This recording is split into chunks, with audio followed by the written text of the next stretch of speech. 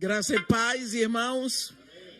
Ainda continuando a nossa série de meditações sobre oração e levando em consideração que é sempre melhor aprender com Jesus, ele nos ensinou a orar, dizendo a excelência de oração para nós.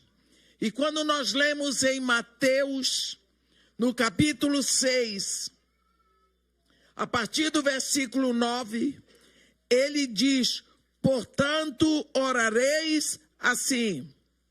Ele diz: Pai, é para orar ao Pai. Não quero dar indireta para ninguém. Não sou de dar indireta e nem o púlpito me foi entregue para isso. Mas é Jesus que diz: quando orardes, dizeis Pai. Não diz santo fulano, nem santo cicrano, nem santa beltrana. É Pai.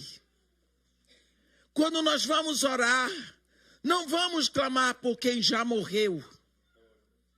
Nós vamos orar ao Pai. E nós temos que dizer: Pai nosso, primeiro, tu estás no céu. Ora, mas se ele está no céu, eu estou na terra, como ele me ouve? Significa que eu entro no ambiente em que eu vejo a superioridade, a excelência, a supremacia do Deus que está nos céus e que me ouve quando eu falo na terra. Primeiro, santificado seja o teu nome. Venha o teu reino. Seja feita a tua vontade, assim na terra como nos céus. Então nós vemos Jesus nos ensinar a nos dirigirmos a Deus primeiro, a Ele. Falando dele, é tudo para Ele. Agora então nós vamos entrar com as nossas petições. O pão nosso de cada dia dá-nos hoje. Olha que Jesus nos ensina que a nossa primeira necessidade não é supérflua. Nós não vamos a Deus para pedir rebarbas. Nós vamos pedindo o suprimento. Mas o suprimento de hoje, Ele dá hoje. E o de amanhã, Ele dá amanhã. Ele ensinou o povo do deserto, no deserto, que Ele mandava o maná todos os dias. E no único dia, quando Ele não mandava o maná, então o povo podia pegar o maná na véspera. Quantas vezes nós estamos tão interessados e tão preocupados e tão aflitos pelo futuro que nós queremos o pão nosso de todos os meus anos na terra, o Senhor me dá hoje.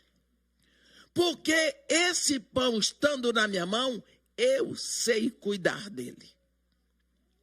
Se está nas suas mãos, eu não sei se o Senhor vai me dar amanhã, mas estando na minha mão, já seguro hoje. Nós temos dificuldade de crer, de viver a verdade, de que aquele Deus que supriu ontem é o Deus que tem o poder e o interesse para suprir hoje e para suprir amanhã. A nossa cultura é tão completamente devastada pela ansiedade que, apesar de Jesus Cristo nos ensinar que é o pão de cada dia, nós oramos isso, mas lá no nosso coração nós queremos o pão nosso de todo o meu futuro, me dá hoje, que é para eu saber fazer minhas aplicações. Primeira coisa, temos que pedir a Deus o suprimento imediato das nossas necessidades. Quando nós lemos lá em 1 Timóteo 5, no versículo 8, Paulo diz: ora, se alguém não tem cuidado dos seus e especialmente dos da própria casa têm negado a fé e é pior do que o não crente. Então, nós precisamos cuidar da nossa família, cuidar da nossa casa. Acha que Deus não está provendo pela família dele? No momento em que você se rendeu a Jesus Cristo, você se torna filho de Deus. Você passa a pertencer à família de Deus. Lógico que ele vai suprir.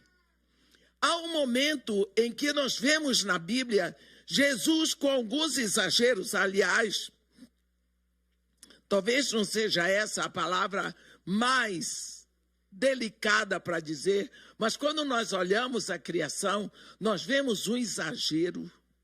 A variedade de frutos, de sabores, de cores, de tamanho. Uma das coisas mais lindas que tem é você chegar numa feira no Brasil. Que coisa maravilhosa, que riqueza! E você chega numa feira no Sudeste, uma feira no Nordeste, uma feira no Norte, é tudo tão variado, tão diferente. Tudo o que Deus criou é uma coisa maravilhosa. Agora pense, para quem foi que Deus fez tudo isso? Ele fez para nós. Ele quer que nos deleitemos nisso. Então ele nos deu papilas gustativas para discernir os sabores, ele nos deu visão para nós vermos as cores, ele nos deu olfato para percebermos os perfumes. Tudo isso ele fez porque ele quer ser glorificado no que ele criou. Mas quantas vezes nós vemos Jesus dizer que Deus está tão preocupado em suprir as nossas necessidades, que ele chega a dizer que Deus cuida do corvo. Ora, o corvo é uma ave imunda que só come aquilo que está apodrecido. Significa que Deus cuida de ter carne podre para o corvo comer. Ora, esse Deus que cuida para que a carne esteja apodrecida para alimentar o corvo, será que ele não vai se interessar para ter o alimento para você? Então é preciso você ir buscar na fonte, buscar aonde tem. Vá a Deus para buscar, vá a seu Pai para buscar, mas não vá com ganância. Vá pedir o de cada dia, vá pedir o suprimento de cada dia. Ele diz: o pão nosso de cada dia dá-nos hoje. Como poderíamos ensinar? Como poderíamos ministrar? Como poderíamos influenciar outros se nós não tivéssemos a nossa provisão? Nós precisamos pensar que o nosso Pai que criou todas as coisas, Ele criou para nós. Nós precisamos, como Davi, reconhecer que tudo vem de Deus. Em seguida, Jesus, que agora entrou na segunda parte da oração, e diz: o pão nosso de cada dia dá-nos hoje. Agora ele diz: perdoa-nos as nossas dívidas, assim como nós perdoamos os nossos devedores. Aqui ele chega ao momento em que nós temos que reconhecer que nós sabemos a dor de uma dívida, porque às vezes é muito fácil apontarmos o dedo para o outro quando nós estamos no mesmo pecado. Há um ídolo, digamos assim, na mitologia grega, que ele tem um saco. Aqui na frente ele segura a ponta do saco e o saco fica para trás enorme. Atrás está escrito meus pecados. Aqui na frente diz pecado do próximo. Então o pecado do próximo, que há pouquinho eu vejo, está sempre diante de mim. Agora os meus eu não vejo, porque estão atrás. Jesus fala disso quando ele fala sobre o argueiro, não é? Eu vejo a trave no olho do outro, mas não vejo o argueiro no meu. Esse é o grande problema. Ele diz, eu preciso aprender que todos nós somos pecadores. Não é só o meu inimigo, não é só o meu vizinho, não é só o meu amigo, todos nós, e isso inclui a mim, inclui seguramente as pessoas que eu amo. Eu, particularmente, Edmeia, eu aprendi a perdoar. Eu tenho aprendido a perdoar. Tem se tornado possível para mim perdoar. Quando eu olho para Jesus na cruz, tem uma coisa ali que me chama a atenção. Jesus Cristo estava sendo pregado na cruz. Aqueles algozes, eles eram preparados para aquele momento. Muitos homens iam crucificados. E você pegar um homem para crucificar não é fácil, não.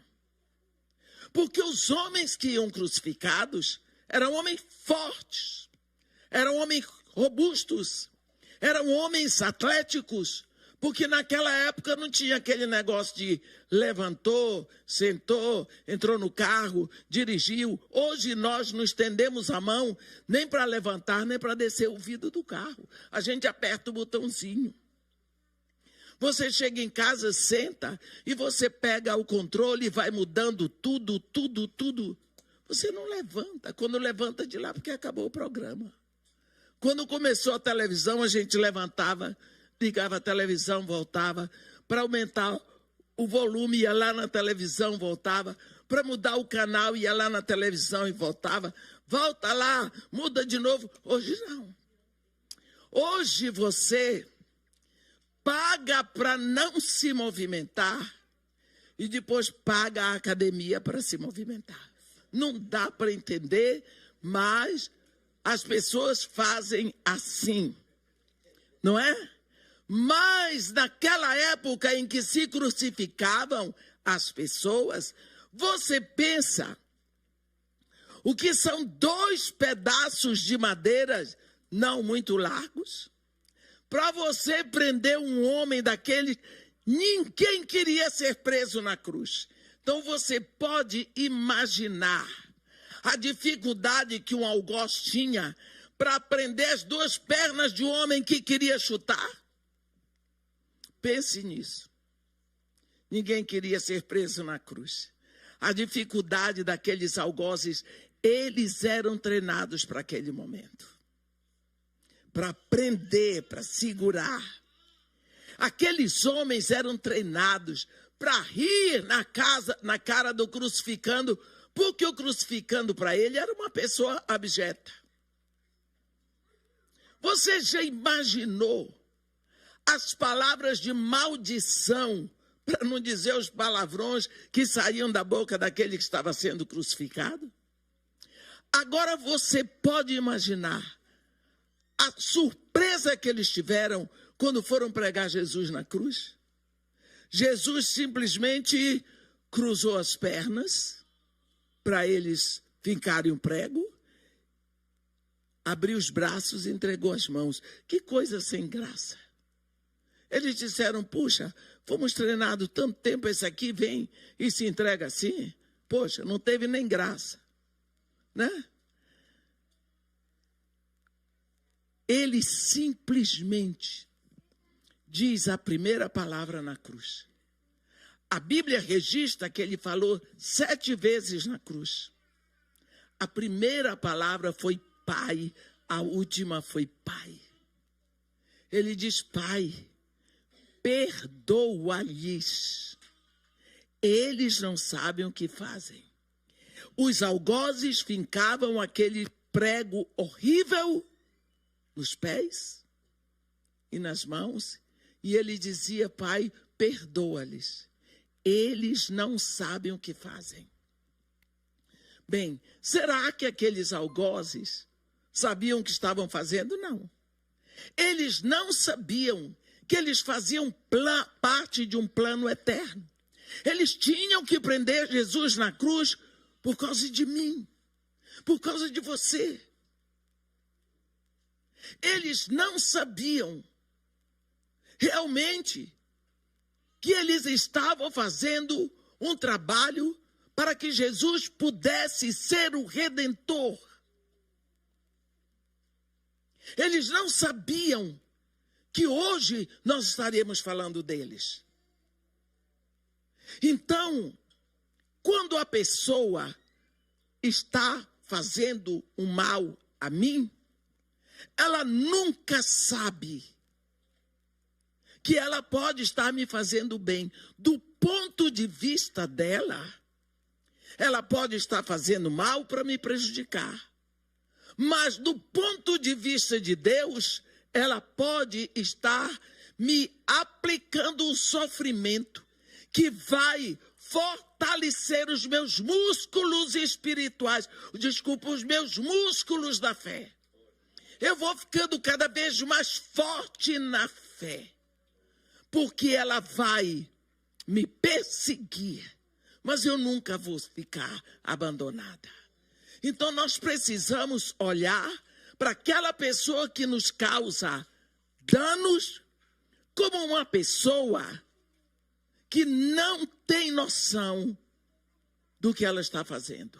E quando você olha para uma pessoa que você sabe que ela não sabe o que está fazendo, então você precisa ter misericórdia dela. Uma vez, eu vendi um carro para um rapaz. Ele não me pagou. Eu confiei, porque, afinal de contas, ele era líder de louvor da igreja. Não me pagou. Quem disse que a gente faz negócio assim? Eu fiz, foi o primeiro e o último. Eu aprendi a lição. Acabou? Confiar em crente como se crente não fosse pecador. Onde já se viu isso?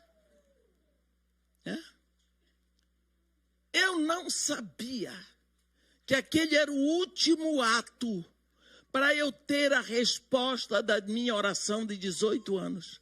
Eu estava 18 anos orando, pedindo a Deus uma caminhonete, cabine dupla. Eu precisava, eu orava, eu só dizia para Deus assim: o Senhor parece que não está me entendendo, eu vou orar em outra língua. Eu preciso, eu necessito, eu não tenho mais como continuar fazendo o trabalho. Se o Senhor não me der uma caminhonete, 3, 4 vezes por dia, 18 anos. Pronto. Depois disso, eu vou dizer uma coisa para vocês. Eu tive tanta raiva daquele rapaz. Você já teve raiva de alguém? Chegou o momento que eu orava por mim para Deus tirar do meu coração. É horrível você sentir raiva. Foi naquela necessidade,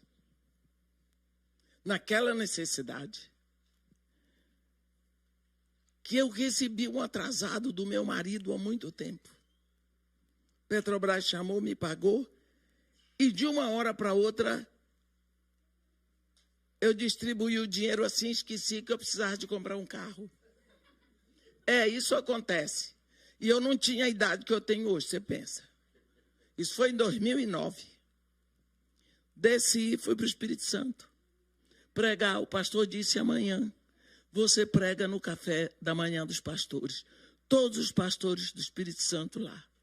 Preguei, aquei, cantou. No final, o pastor morreu esse ano passado, né? O pastor Aurélio levantou e disse: meus irmãos, a gente aconselha as nossas ovelhas a semear em terra fértil. Vocês conhecem uma terra mais fértil do que a vida dessas duas mulheres aqui? Pois é. Hoje eu quero que essa mulher saia daqui com a maior oferta que ela já recebeu. Na minha cabeça veio 51. Porque a maior oferta que eu já tinha recebido era 50 mil reais do pastor Simon Antônio de Araújo, lá no Brasil. Enquanto ele estava falando, porque tem gente que sabe falar de oferta, eu não sei, mas tem gente que sabe fazer a palavra. A mulher dele puxava assim na calça dele, era uma calça jeans. Ele fez, quando ele tomou um susto, ele virou para mim e disse: a senhora quer uma picape? Cabine dupla? Nova? Eu disse: pastor, isso é uma coisa muito cara, não vou conseguir pagar o juro. Está tudo pago. Ele tinha encomendado, quem é de Vitória sabe, na Curumã, uma picape Hilux, cabine dupla, automática, banco de couro, para dar de presente para a esposa dele que ia fazer aniversário. Mudaram para uma fazenda e a picape chegou, ele botou escondida numa garagem da fazenda, de tão grande que era a fazenda, um sítio lá junto de Vitória. Enfeitaram a picape toda. Sexta-feira à noite deram para a mulher dele. Foi aquela festa, foi aniversário. De madrugada, ela diz que o Espírito Santo disse para ela: esta picape é para ser dada para minha serva Edmeia. Ela disse: sim, senhor. Mas ela é médica, doutora Suzana. Foi atender um chamado de emergência. Não deu tempo de falar com o marido. Quando chegou, eu estava pregando. A picape veio parar na minha mão. 18 anos. E eu aqui com raiva do homem que me roubou a Paraty velha.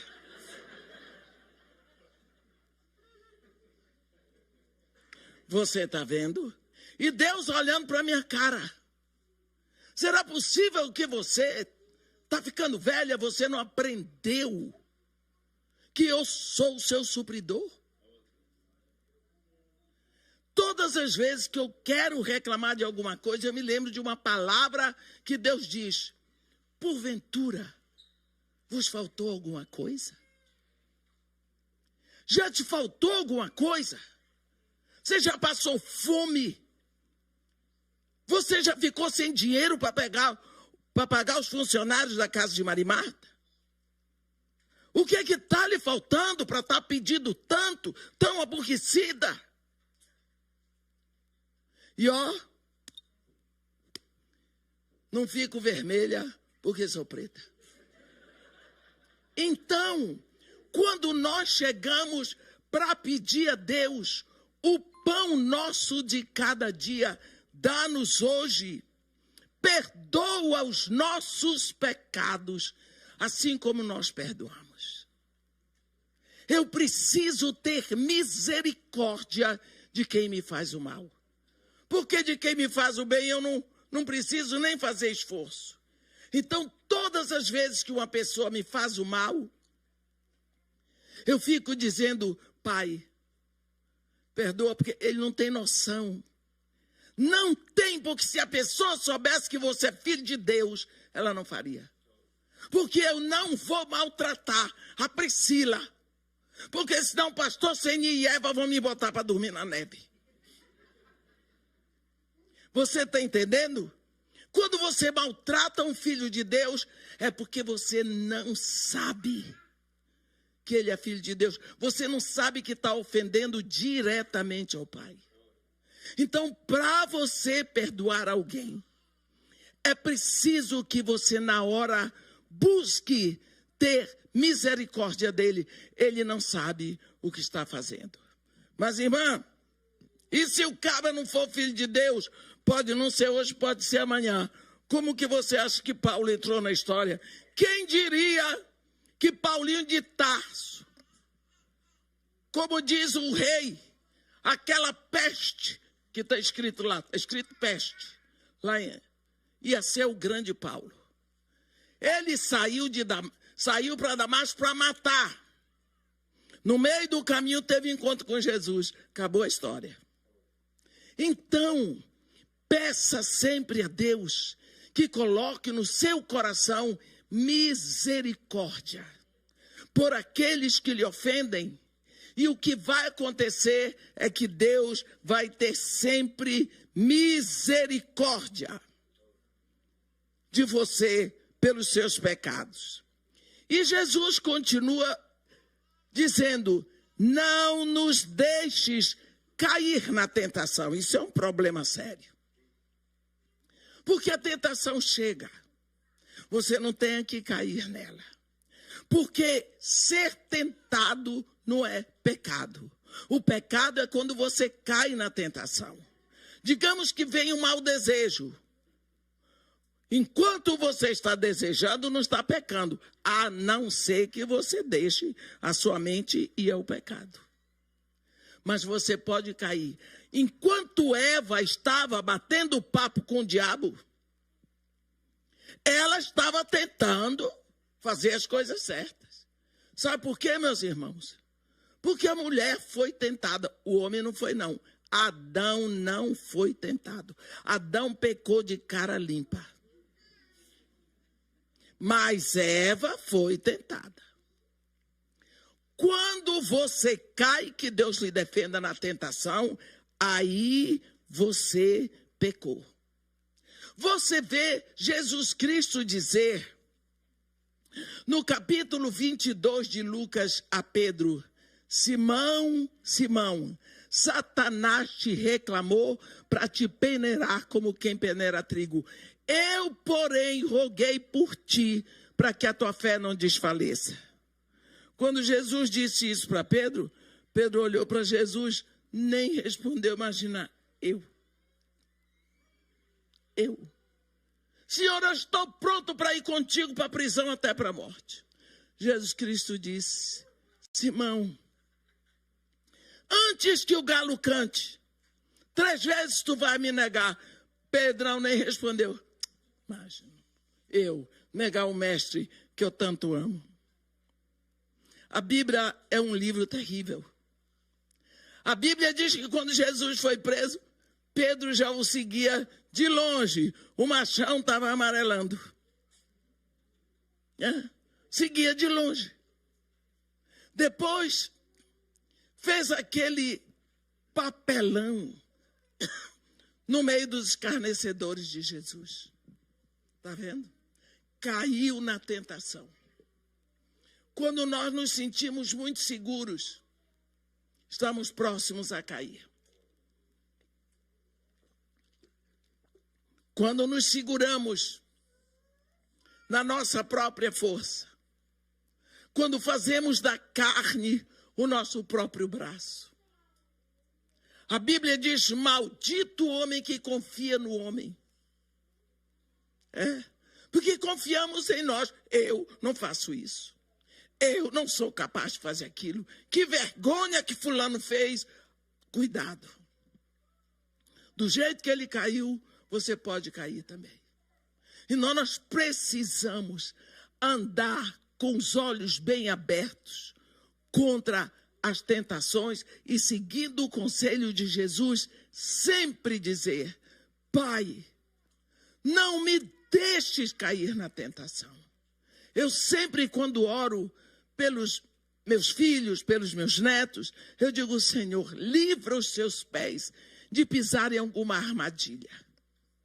Porque a Bíblia diz em Efésios que Satanás prepara armadilhas para nós cairmos. E nós podemos cair. É triste ver pessoas que admiramos, pastores, sim, por que não, caírem em armadilhas. Homens que já andaram tanto, que já aconselharam tanto, que têm consciência, caírem em armadilha. Tentação. E, no final, Jesus fecha. Nós vemos, primeiro, Pai nosso que estás nos céus, santificado seja o teu nome, venha o teu reino, seja feita a tua vontade na terra como nos céus. Acabou? Agora vem a nossa parte. O pão nosso, agora vamos pedir para nós de cada dia dar-nos hoje. perdoa os nossos pecados, não nos deixe cair na tentação. Aí fecha voltando para Deus. Porque teu é o reino e o poder e a glória para sempre. Quantas vezes nós não estamos prontos para entender essa questão de reino, poder e glória? Por exemplo, porque Jesus aponta no final da oração: teu é o reino, teu é o poder, tu é a glória. Isso está totalmente fora da nossa esfera. É totalmente diferente. Você pensa aqueles discípulos, pescadores, homens simples, eles não estavam nem acostumados a ver os efeitos nas telas dos cinemas, como nós vemos, homem voando, homem-aranha, não viram. A mente deles não chegava lá. De uma hora para outra, eles viram Jesus acalmando a tempestade. Meu Senhor, deu ordem ao vento. Quem é este? Eles disseram que até o vento obedece, as ondas obedecem. Gente, onda tem ouvido? Não. Vento tem ouvido. Obedeceu o comando dele. Quem é esse? Aqueles homens ficaram estarrecidos. Ondas e vento sujeitos à vontade dele, à palavra dele. Isso é poder. De uma hora para outra, aqueles homens viram peixes pulando para dentro do barco. Viram. Eles viam demônios sendo expelidos. Na ordem que saía da boca daquele mestre. Ele viu paralíticos pulando, saltando, dançando. Que espetáculo! Olha, eles viram mortos ressuscitados. O que é isso? Poder. É um reino diferente, um reino em que o rei tem este poder. Meus irmãos, isso não está ao nosso alcance. Isso só quem pode fazer é quem tem esse poder. Acontece milagre. Porque nós não podemos fazer isso agora. Por nós mesmos não podemos. Jesus termina esse ensino da oração nos chamando a atenção para o que nós não podemos esquecer. Teu é o reino, não é meu, é teu. Teu é o poder, não é meu, é teu. Tua é a glória não é minha, é tua. Então, quando nós fechamos, quando nós nos aproximamos do nosso Pai para orar, não é assim como se o nosso Pai do céu fosse igual ao nosso pai pecador da terra. Ele nos ama, chegou ao máximo de entregar seu único filho por nós e tudo, mas nós precisamos jamais esquecer: teu é o reino, teu é o poder, tua é a glória para sempre. Para sempre. Então, quando nós pensamos oração, Jesus Cristo não nos deu algo quadrado. A oração nossa não é Pai Nosso, não é nada disso. Essa oração que Jesus nos ensina é uma fórmula. É um modo de nos achegarmos, de aprendermos a orar. Daí nós podemos abrir o nosso coração, derramar a nossa alma, abrir a nossa boca e falar com nosso Pai em termos de excelência. Amém? Que Deus nos abençoe e nos guarde. que faça resplandecer o seu rosto sobre nós e tenha misericórdia de todos nós. Amém. Ó Senhor Deus, nosso Pai, quando nós nos achegamos diante da sua divina majestade, reconhecendo que o Senhor é o único Senhor de todo o universo, nós quebrantamos o nosso coração. Nós reconhecemos que somos pecadores e o Senhor não é. Mas nós reconhecemos a excelência da sua palavra, a profundidade do seu amor que não podemos compreender, mas nós podemos imaginar que o Senhor está aqui e o Senhor nos ouve. Oh Pai querido, num mundo tão conturbado como é este em que vivemos, nós paramos essas noites para te pedir, ó Pai, por esse momento que vivemos.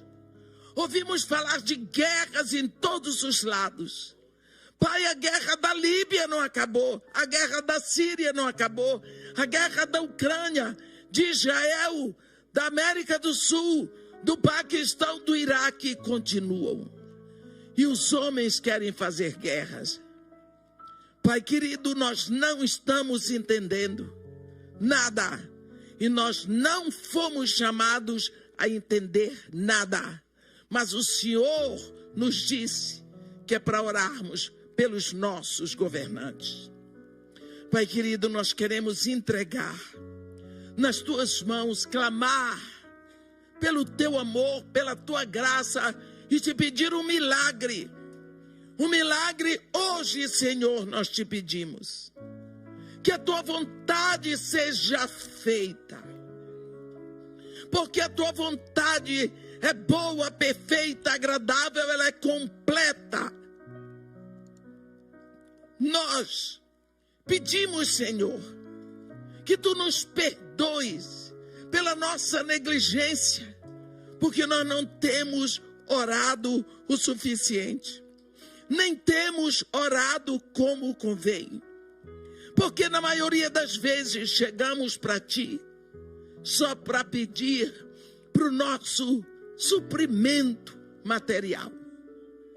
Quantas vezes nós esquecemos de tomar posse daquilo que tu já tens para nós?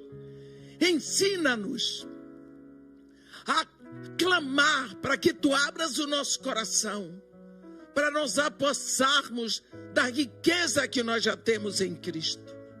Louvado seja o teu nome, tu que és grande, tu que és poderoso, tu que és fiel. Pai querido, nós acabamos de festejar a tua fidelidade na promessa do nascimento de Jesus. Celebramos a fidelidade da tua promessa, mas celebramos hoje também a fidelidade do teu amor, quando olhamos a congregação repleta de irmãos. O teu evangelho, sim, ó Pai, está sempre pregado em todas as nações para testemunho. E por causa da tua fidelidade, nós te pedimos, ó Pai, que em nome de Jesus Cristo, tu desdobres o teu braço sobre o Brasil, sobre Israel, sobre Estados Unidos, sobre Canadá. Desdobra o teu braço, ó Pai, e abre a tua mão em bênçãos, que abram os olhos dos nossos governantes, que eles possam enxergar de um momento para o outro que tu és Deus, e que o momento que vivemos é um momento que se acelera para o final. Te agradecemos pela oportunidade que o Senhor nos deu de passarmos para um novo ano aqui na terra. E te pedimos, ó Pai, que nós possamos crescer em sabedoria, em graça, em conhecimento de Ti, que seja aprofundado a nossa intimidade contigo. E Tu, Senhor, que és o Rei, Tu que tens todo o poder, que Tu recebas toda a glória. Nós te pedimos isso em nome de Jesus. Amém.